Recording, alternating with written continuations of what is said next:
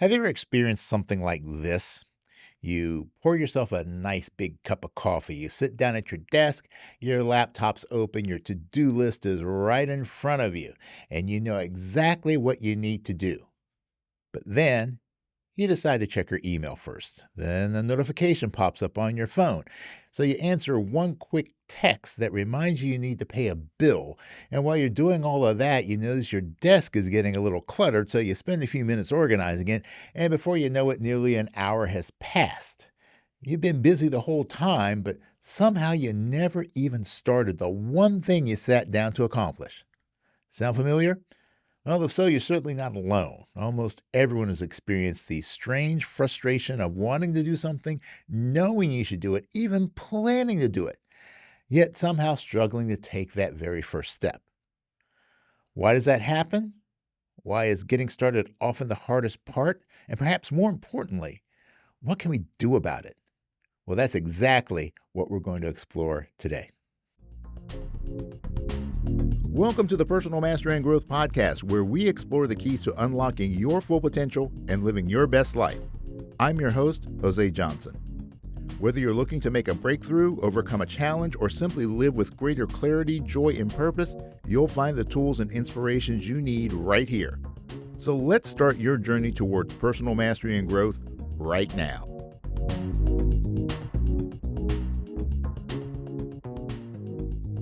Welcome back to the Personal Mastery and Growth Podcast, your go-to resource for practical tips, insightful research, and inspiring stories to help you unlock your full potential. I'm your host, Jose Johnson, and I'm an expert in the fields of mindfulness, mindset, and peak performance, and I am so excited to have you here with me today.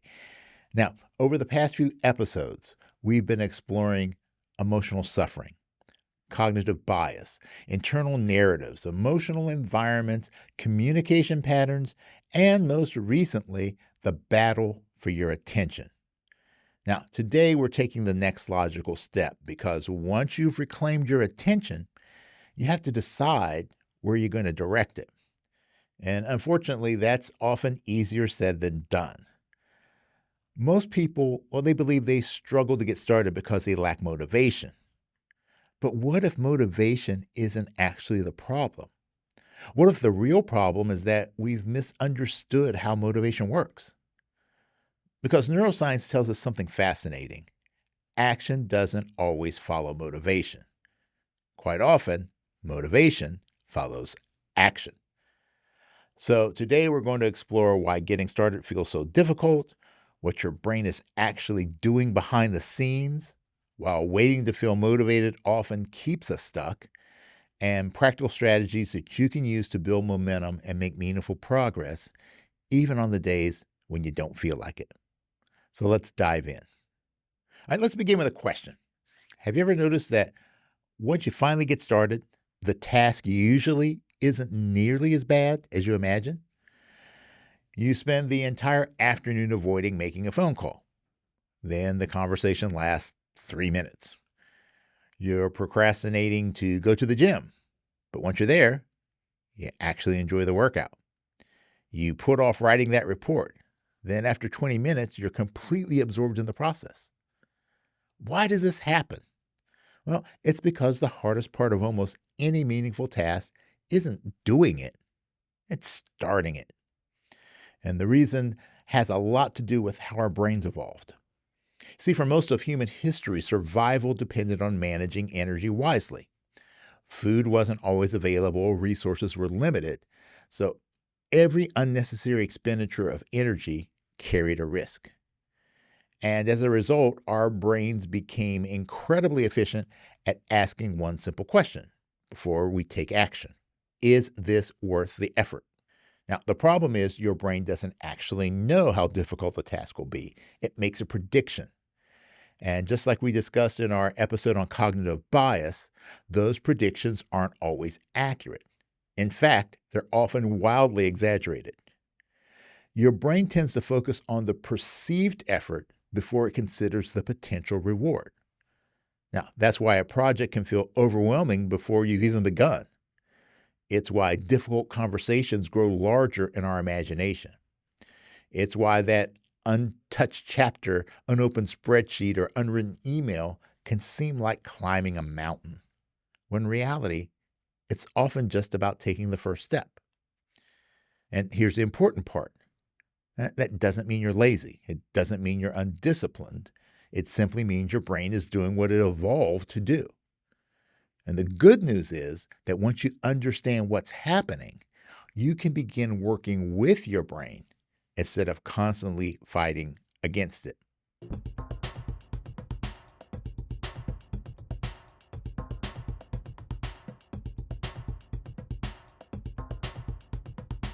Now, one of the biggest misconceptions about motivation is that we think it comes first.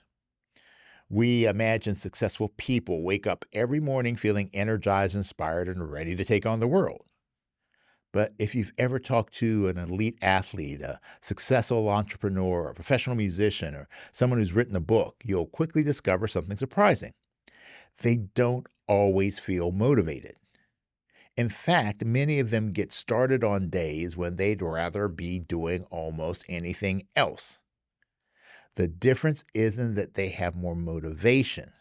The difference is that they understand something most people don't, that motivation is the result of action, not the cause of it. So let's look at what's happening inside the brain. Now, you've probably heard of dopamine. It's often called the feel-good chemical, but there's way more to the story than that. Dopamine is also deeply involved in anticipation, learning, and goal-directed behavior. In other words, dopamine isn't simply released when you achieve something. It also increases as your brain begins to recognize that you're making progress. Now, think about crossing items off your to-do list. Why does that feel so satisfying? Because your brain recognizes the progress. Each small success sends a message to the brain that says, keep going, this is working. And that creates a positive feedback loop. Progress creates motivation. Motivation fuels more progress. And before long, momentum begins to take over. That's why it's often easier to keep going than it is to get started. See, unfortunately, many people wait for motivation before taking action. It's a little like waiting to feel warm before lighting a campfire. That's not how it works. You build the fire first, then the warmth follows. Right? The same's true for your motivation. You take the first step, then your brain begins responding to that progress. Now, one of my favorite quotes from the author James Clear is, motion creates emotion. Now, I think that's a simple way to remind yourself of this principle. Action changes the way you think. Action then changes the way you feel. And action changes the way your brain responds. Now, that's why I've learned over the years not to wait until I feel creative. Now, as many of you know, I'm a professional musician, composer, arranger. I've written 2 books. I've produced more than 90 podcast episodes. I've created keynote presentations, workshops, online courses, and countless articles. And people sometimes ask me, where do you get all of your ideas? Well, the honest answer is they usually don't show up before I begin. They show up because I begin. Some of the best ideas I've had appeared halfway through the writing process, or while I'm practicing my horn, or during a walk after I'd already started working on a project. If I waited for inspiration, many of those ideas would have never existed. See, I've learned to trust the process because action creates clarity. Movement creates momentum, and momentum creates motivation. It's a lesson that I've had to learn over and over again, but it's one that continues to serve me every single day. So if motivation isn't the starting point, how do we overcome the initial resistance? Why does taking the very first step feel so incredibly difficult? Well, the answer brings us back to something that you probably learned about in high school physics.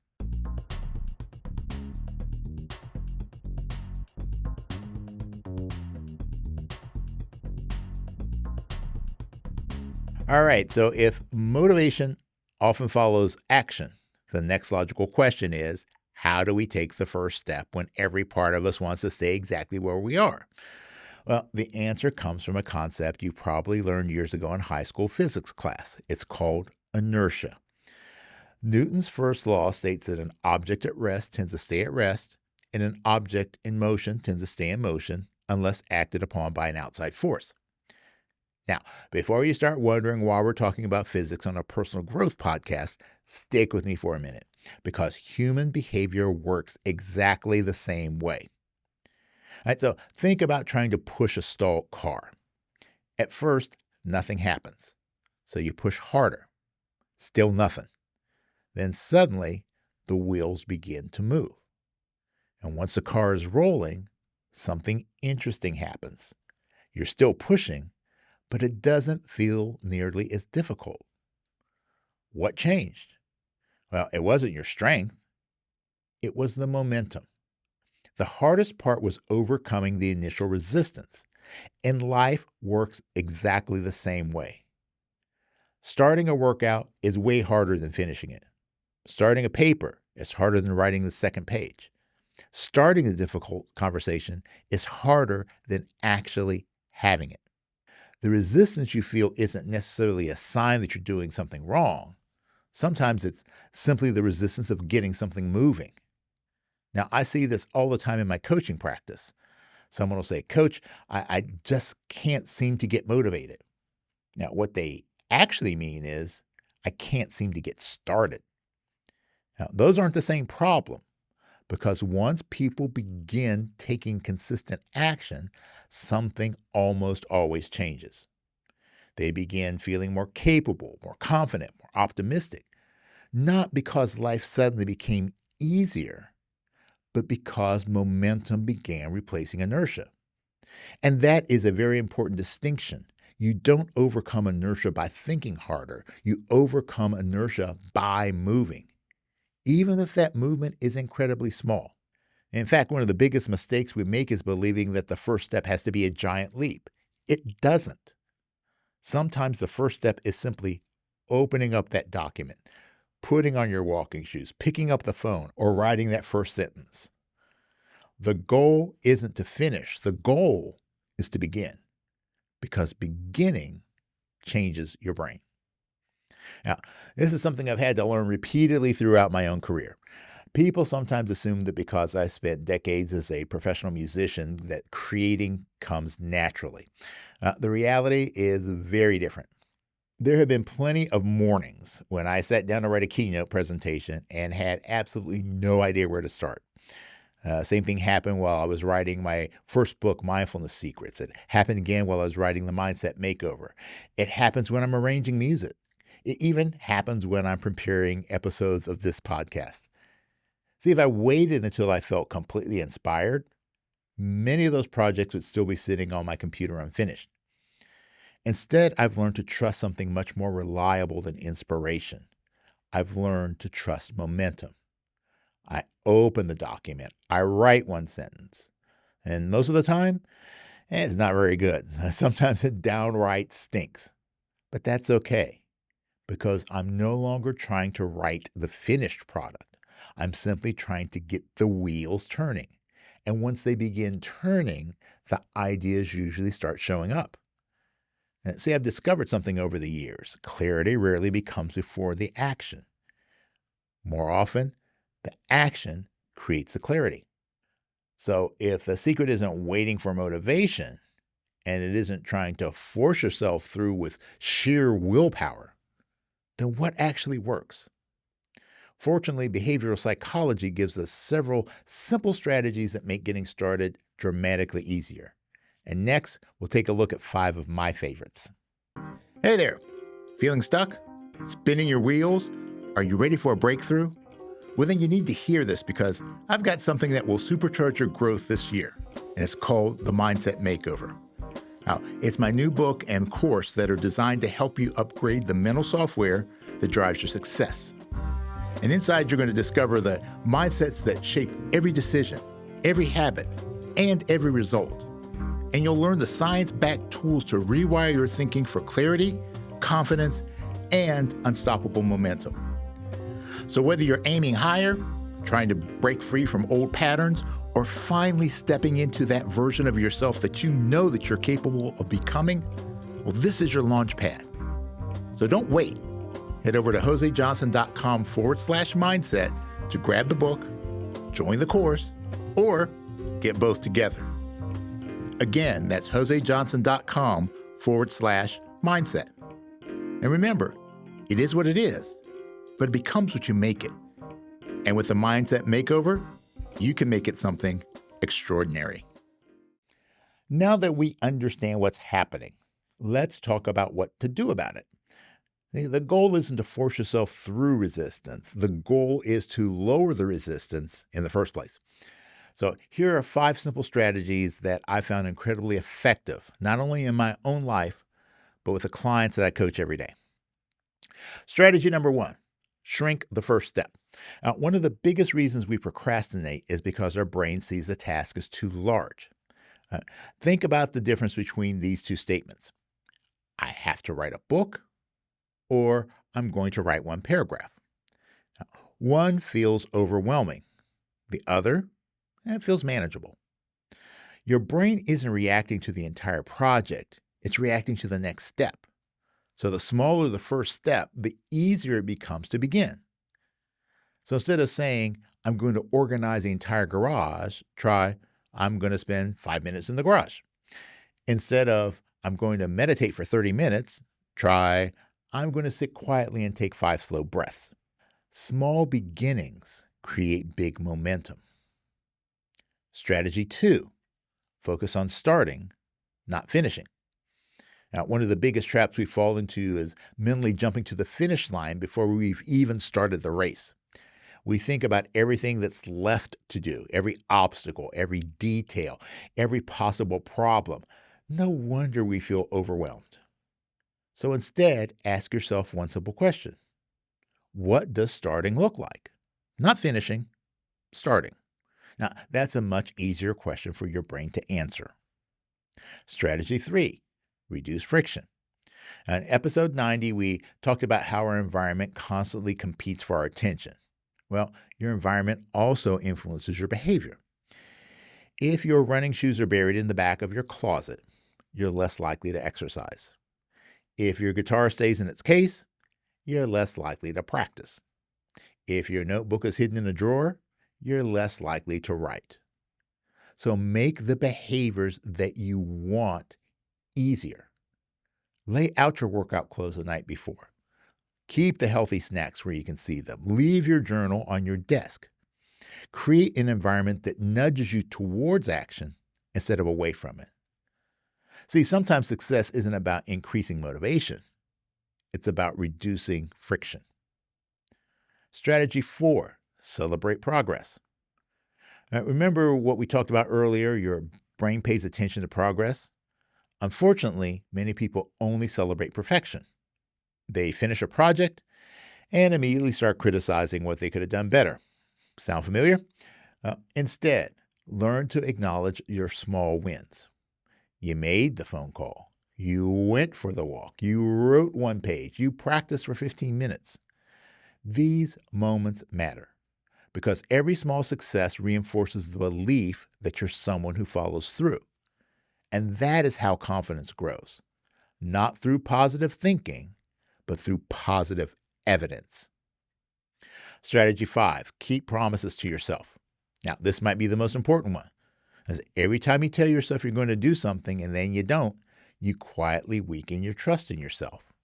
But every time you follow through, even on something small, you strengthen the trust. Right? Think of self-confidence like a bank account. Every promise you keep is another deposit. Every promise you break is a withdrawal. That's why I encourage people to start small. Don't promise yourself an hour if you know you're only likely to give 10 minutes. Just promise yourself 10 minutes. Then keep that promise. Consistency builds credibility, even with yourself. Here's something I've learned over the years. People often believe confidence comes first, but it doesn't. Confidence is built by repeatedly proving to yourself that you'll do what you said you were going to do. And that doesn't happen all at once. It happens one decision at a time, one habit at a time, one promise at a time. Now, I like to leave you with a challenge that puts everything that we've talked about today into practice, because understanding these ideas is valuable, but applying them That's where the real transformation begins. So as we wrap up for today, here's a simple challenge, not because I want to give you more to do, but because knowledge without action rarely creates lasting change. This week, I want you to think of one thing that you've been avoiding, just one. Maybe it's making a phone call, starting an exercise routine, writing the first page of a book, cleaning out your closet, beginning the business idea that you've been talking about for years. Whatever it is, don't focus on finishing it. Don't even focus on making significant progress. Instead, ask yourself one simple question. What's the smallest action I can take today? Maybe it's 5 minutes. Maybe it's one sentence. Maybe it's putting on your running shoes. Maybe it's opening up the laptop. Remember, the goal isn't to complete the journey today. The goal is to create movement, because movement creates momentum, and momentum changes behavior. Now, one of my favorite sayings is, you don't have to see the entire staircase to take the first step.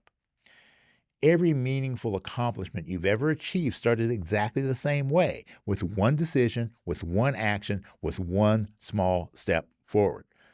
So this week, don't wait until you feel motivated. Create the conditions where motivation can find you. Take the first step, trust the process, and let momentum do what momentum does best. All right, today we explored why getting started is often the hardest part of any meaningful task. We learned that your brain isn't trying to sabotage you, it's trying to conserve energy. We discovered that motivation isn't usually the starting point, action is. And we talked about practical strategies that you can use to lower resistance, build momentum, and strengthen the trust that you have in yourself. The next time you catch yourself saying, "I'll do it when I feel motivated," I hope you'll remember this episode, because more often than not, motivation is waiting on the other side of action. All right, if you found today's episode helpful, I'd encourage you to share it with a friend, family member, or coworker who may be feeling a little stuck right now. Sometimes the encouragement someone needs isn't another motivational quote. It's simply understanding what's happening inside their own brains. And if you're enjoying the podcast, I really appreciate it if you take a moment to leave a rating or review, because it helps people discover the show and become part of our growing personal mastery and growth community.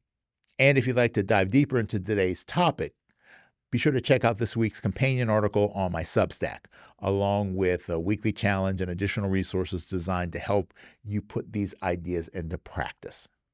Remember, understanding your mind is only the first step. Directing your mind is the second step, but transforming your life, that happens one intentional action at a time. Because it is what it is, but it becomes what you make it. So make it great. Thanks for tuning in. Before we wrap up, I just want to remind you that the information shared in this podcast is for educational and informational purposes only.